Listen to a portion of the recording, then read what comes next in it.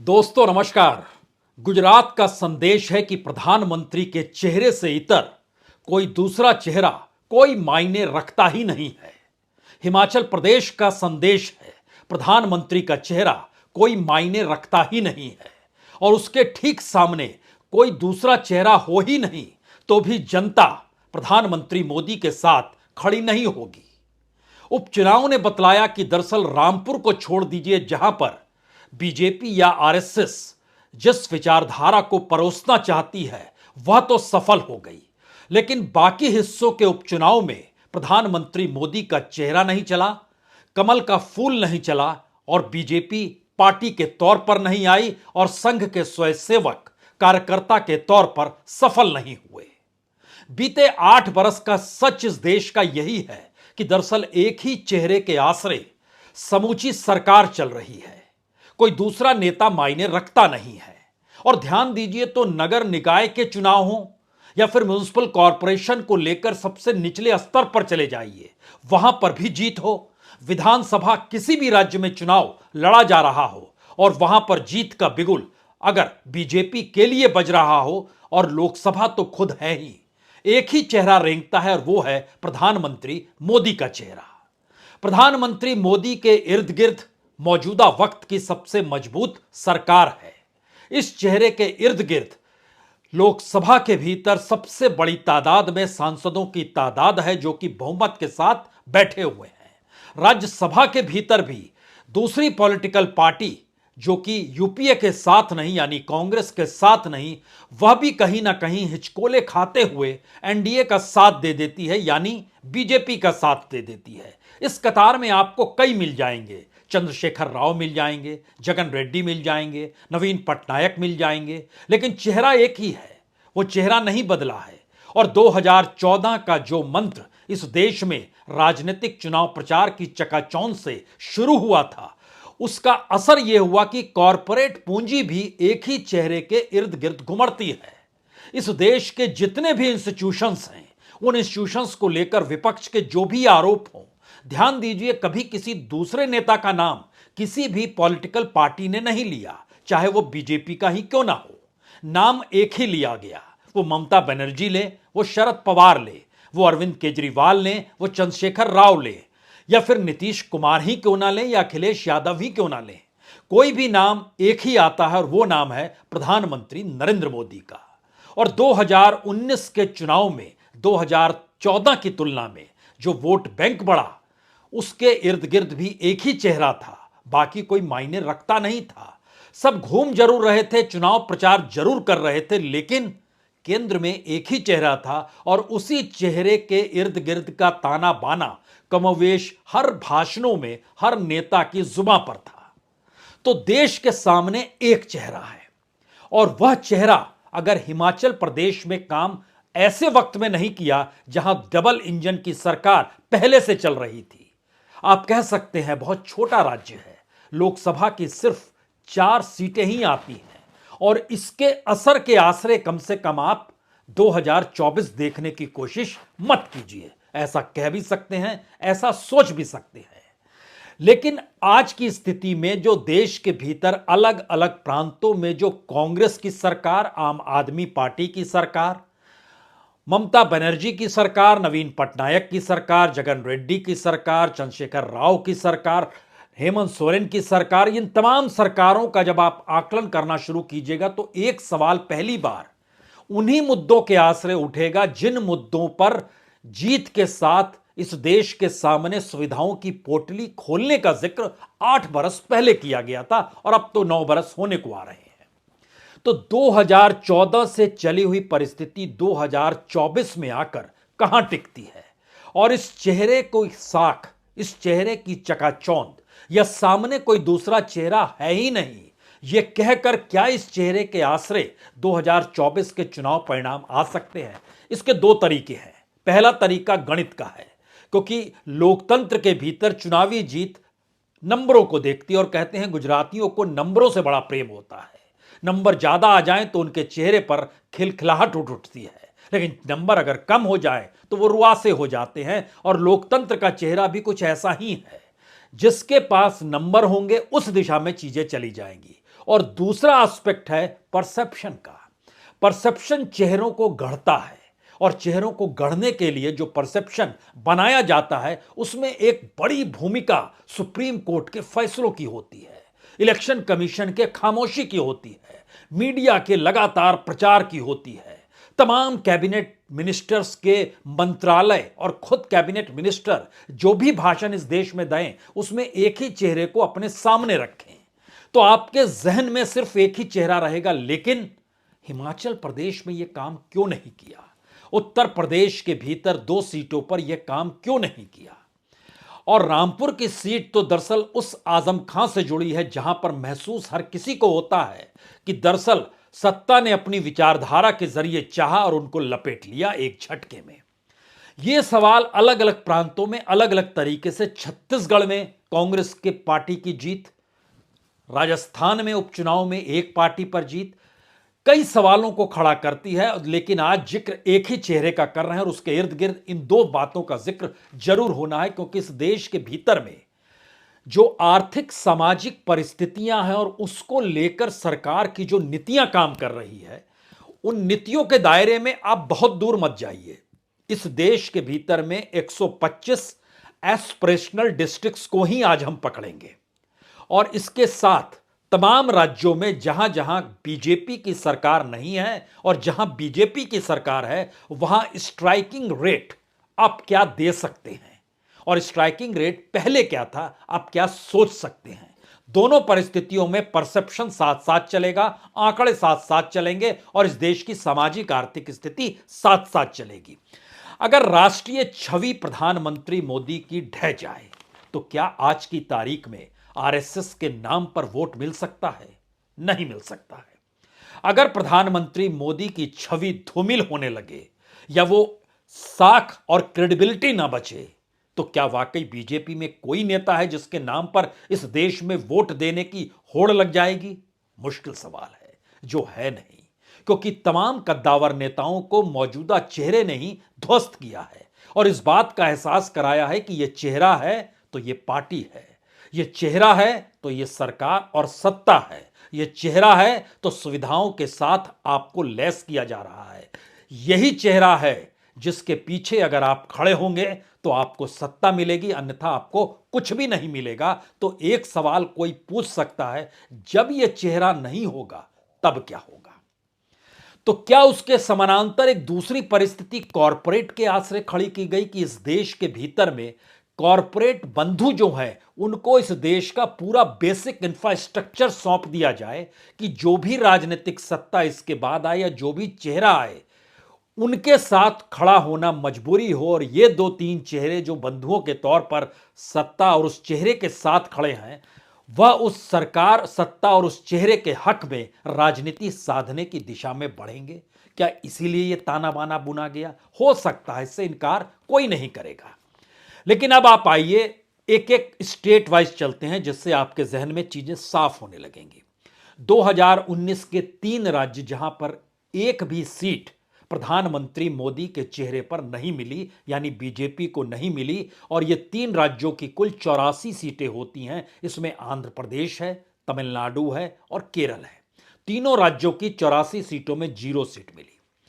अब यहां से अगला सवाल शुरू होता है, तो बाकी राज्यों में जहां बीजेपी की सत्ता नहीं है वहां पर स्ट्राइकिंग रेट तो बहुत शानदार रहा, तो क्या इस बार रहेगा या नहीं रहेगा?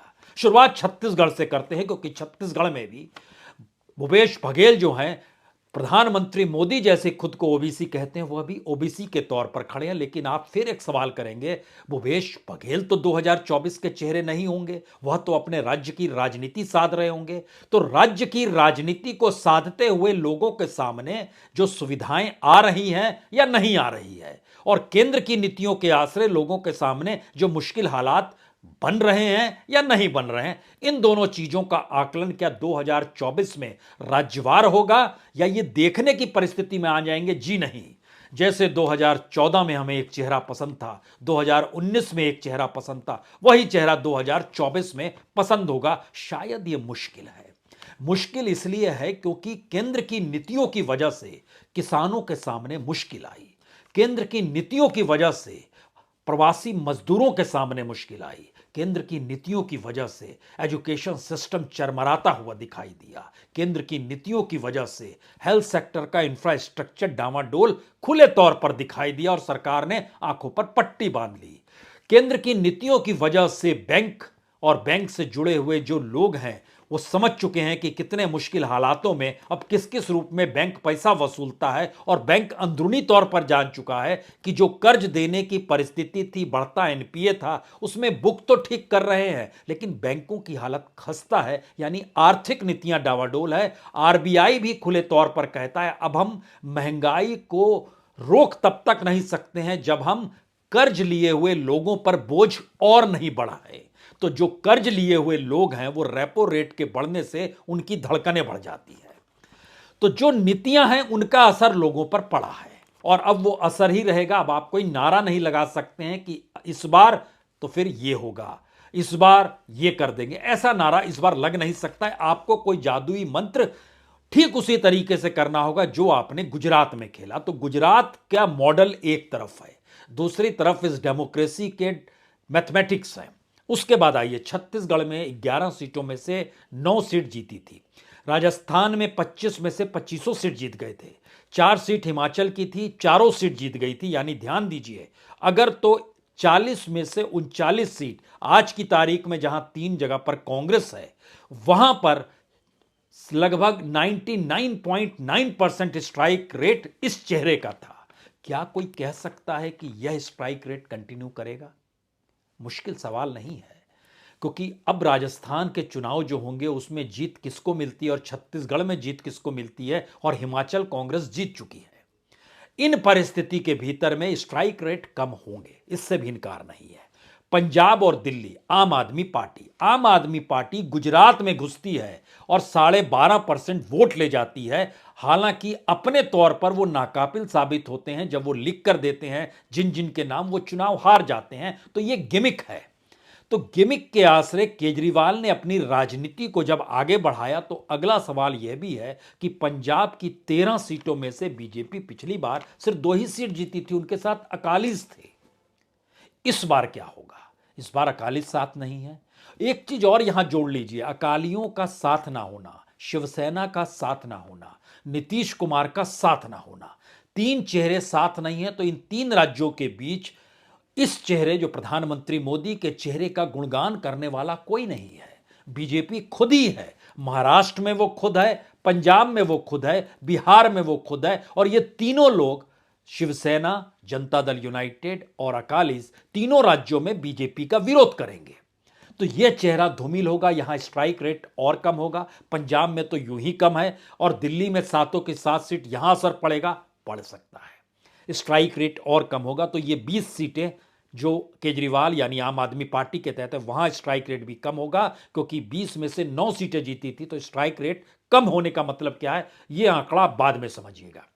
इसके बाद आइए, जो छत्रपों की एक लंबी कतार है। पश्चिम बंगाल 42 में से 18 जीते थे, उड़ीसा में 21 में से 8 जीते थे, बिहार में 40 में से 17 जीते थे, झारखंड में 14 में से 12 जीते थे, तेलंगाना में 17 में से 4 जीते थे।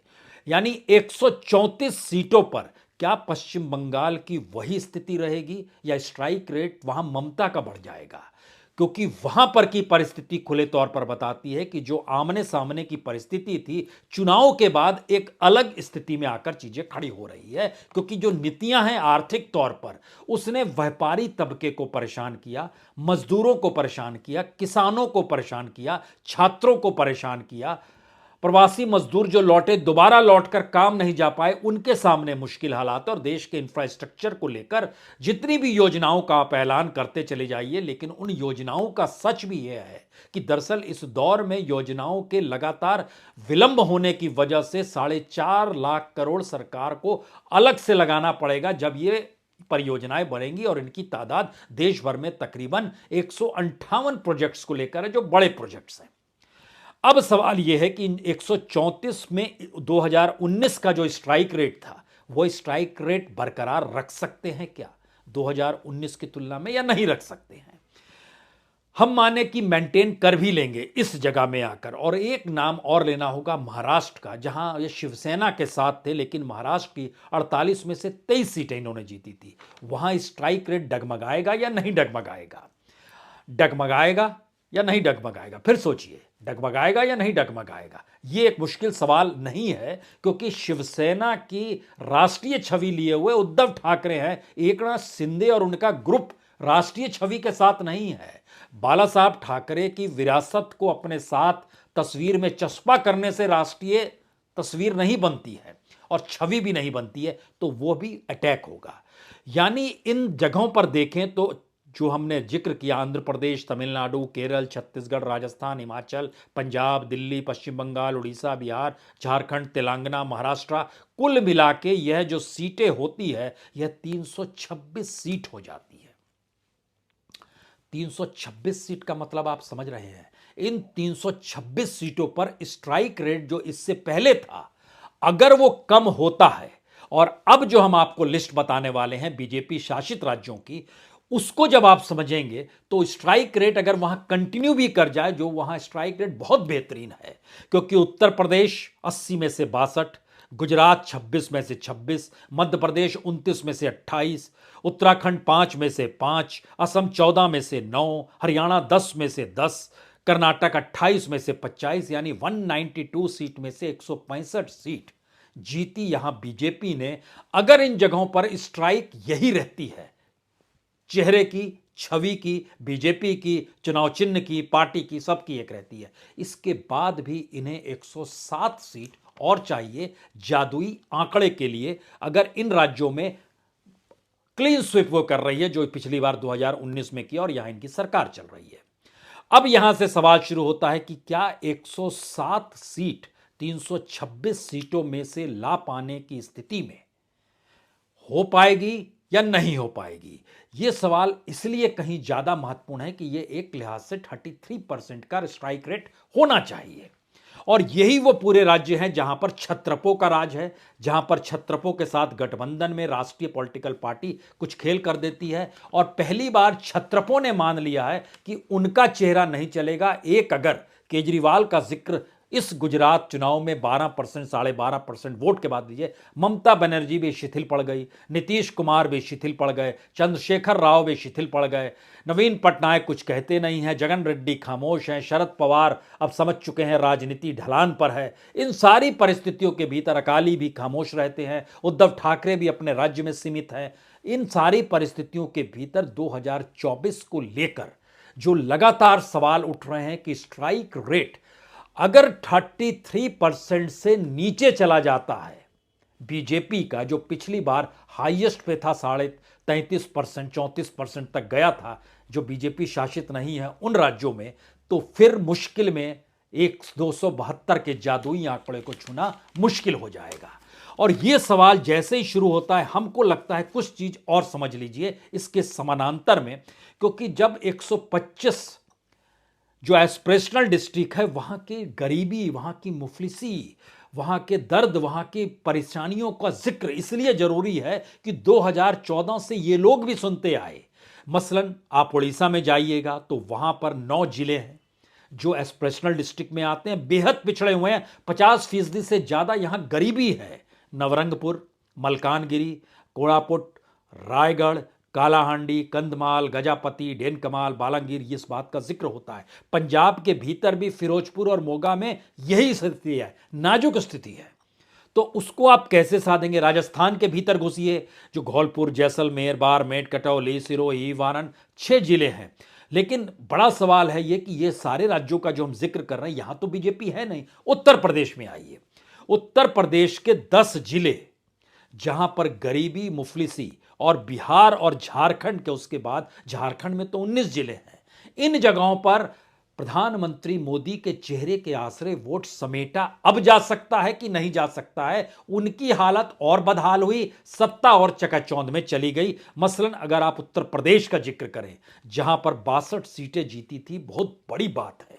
वहां पर बहराइच, बलरामपुर, चंदौली, बलरामपुर, चंदौली, चित्रकूट, फतेहपुर, शास्त्री, सिद्धार्थनगर, सोनभद्र, ये सारी परिस्थितियां बतलाती हैं कि इन जगहों की लगभग 12 से 14 सीट जो जीती हुई है बीजेपी ने, वहां पर यह सवाल उठेगा कि हमारी मौजूदा स्थिति के लिए दोषी कौन है और अब हम किस दिशा में जाएं, क्या सोचें।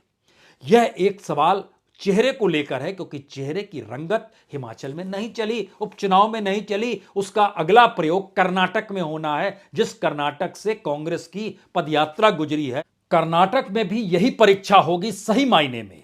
लेकिन इसके साथ आपको मध्य प्रदेश को भी जोड़ लीजिए। मध्य प्रदेश के 8 जिले जो हैं इस गरीबी हालात में हैं कि वह जाहिर तौर पर केंद्र की नीतियों पर आश्रित है, क्योंकि डबल इंजन की सरकार है। कर्नाटक में भी डबल इंजन की सरकार है, तो वह चेहरा कहीं ना कहीं निशाने पर आ सकता है, उसी तरीके से जैसे हिमाचल में आ गया। मध्य प्रदेश में बड़वानी, छतरपुर, दामोह, निमार, गुना, रायगढ़, विदिशा, सिंगरौली, क्या हालत है यहां की। और यहां के लोगों के जो सवाल हैं, हम सबसे निचली पायदान पर आपको ले गए हैं।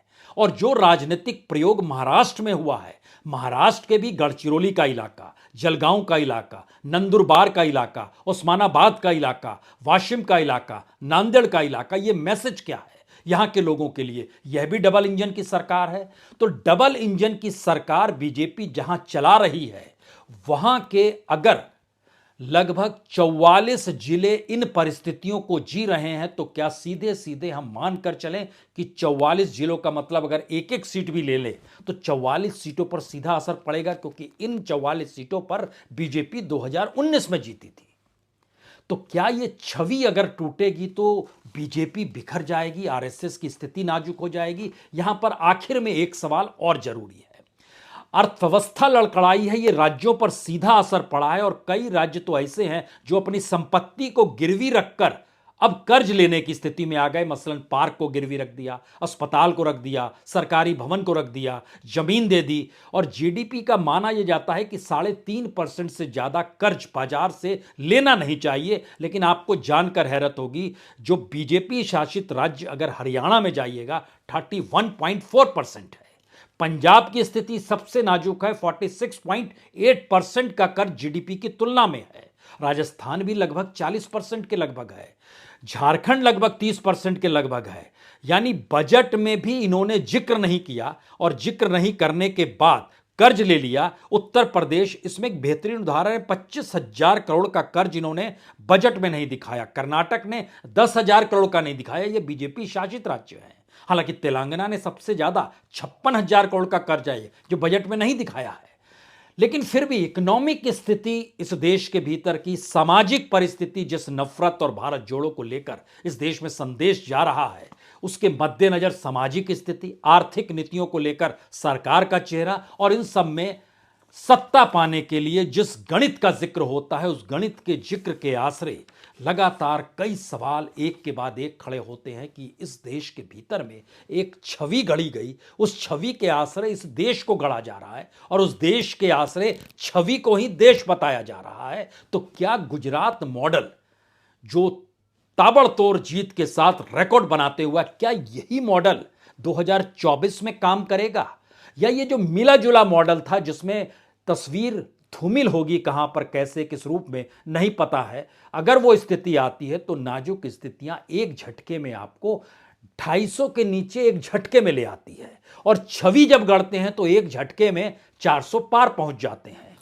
250 तब हम मानकर चल रहे हैं जब स्ट्राइकिंग रेट 99.9% बीजेपी शासित राज्यों में डबल इंजन की सरकारों में है। लेकिन जैसे ही आप जोड़ेंगे हिमाचल की परिस्थिति को, जहां छवि खत्म हो गई, तो ये 250 सीट भी नीचे आ जाती है। तो क्या ये बड़े संकेत हैं इस चुनाव के? और इसकी अगली परीक्षा उस कर्नाटक में होनी है, जहां पर डबल इंजन की सरकार है और जहां से कांग्रेस की पदयात्रा निकली है। अगर वहां सत्ता पलटी तो फिर मुश्किल सवाल चेहरे के सामने होगा, जिस चेहरे के आश्रय बीजेपी ने अपने आप को छुपाया हुआ है, और आरएसएस भी खामोशी के साथ कार्यकर्ता बनकर कदम ताल करने पर मजबूर है। यह है परिस्थिति इस देश के भीतर की। बहुत बहुत शुक्रिया, बहुत बहुत शुक्रिया।